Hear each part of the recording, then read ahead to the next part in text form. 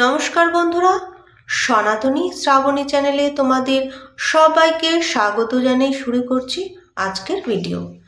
পদ্মপুরাণে এই একাদশীর কথা ব্যক্ত করা রয়েছে।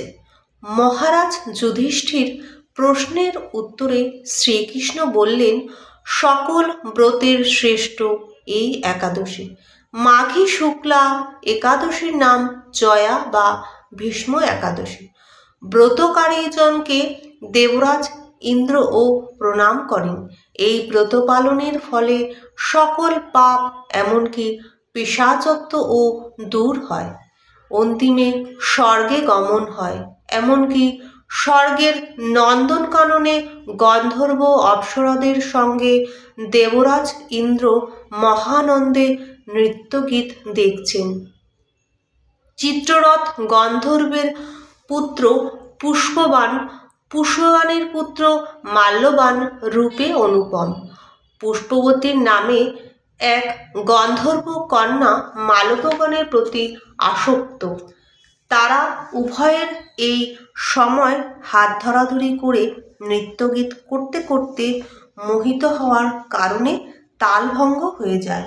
স্বর্গের মতো জায়গায় নৃত্য গীতের সময় এমন বিপর্যয় দেখে দেবরাজ মাল্যবান এবং পুষ্পবতীকে শাপ দিলেন, আমার শাপে তোরা পিশাচ দেহ লাভ করবি।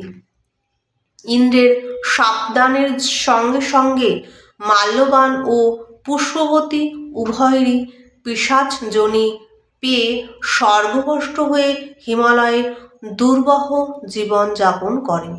এইভাবে কিছুদিন কেটে গেল। একদিন মাঘী শুক্লা একাদশী উপস্থিত হলো। দৈবক্রমে উভয়ই দেশ শূন্য মন। সেদিন তারা কোনো জীব হিংসা করল না, অতি দুঃখে উপবাসী রইল। উভয়ই রাত্রিতে হলো অবসন্ন, ঠান্ডার জন্য নিদ্রাও হলো না।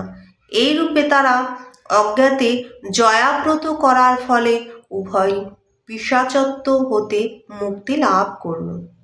পুনরায় রূপবান ও রূপবতী হল। দিব্য দেহ ধারণ করে বিমানে চড়ে স্বর্গে গমন করল। তাদেরকে দেখে ইন্দ্র হলেন বিস্মিত। জিজ্ঞাসা করলেন, কেমন করে তারা শাপ মুক্ত হলেন? তখন মাল্যবান সকল বৃত্তান্ত ব্যক্ত করল। যেভাবে অজ্ঞানে হলেও জয়াব্রত সাধন করে পিশাচত্ব দূর হলো। তখন দেবরাজ বললেন, এখন তোমরা আমার পূজ্য। তারপর তিনি সমাদরে শ্রেষ্ঠ বাসস্থান দিলেন। পুনরায় পুষ্পবতী ও মাল্যবানের স্বর্গে সুখের জীবন কাটতে লাগলো। ব্রহ্মহত্যাদি সকল পাপ জয়াব্রতের দ্বারা নির্মূল হয়।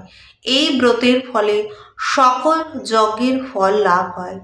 জয়ার মাহাত্ম্য কথা শ্রবণ পঠনে অগ্নিষ্টম যজ্ঞের ফল লাভ হয়। ওম নমো ভগবতে বাসুদেবায়।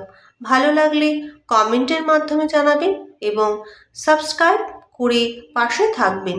নমস্কার।